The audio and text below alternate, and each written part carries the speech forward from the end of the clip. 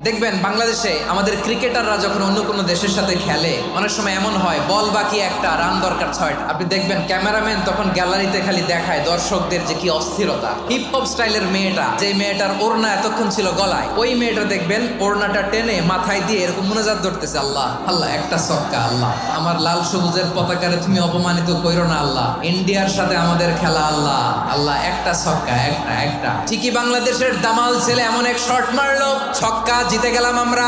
পুরো স্টেডিয়াম জুড়ে চিৎকার, হই হুল্লোড়, মৌজ মাস্তি। যেই মেয়েটা মাথার মধ্যে ওড়না দিয়ে এতক্ষণ সুবহানাল্লাহ বলে আল্লাহর কাছে দোয়া করেছে, ওই মেয়ে এখন আবার ওড়না ফেলে দিয়ে নাচা শুরু করে দিয়েছে। তাহলে আল্লাহর ভয়, আল্লাহর প্রতি আস্থা, বিশ্বাস, ভালোবাসা, এটা কি ক্ষণিকের জন্য? সুখের সময় দুঃখের সময় সচ্ছল অসচ্ছল অবস্থায় বিশ্বাসীরা ভরসা রাখে একজনের উপর, চিৎকার করে বলে পটুয়াখালী তিনি কে?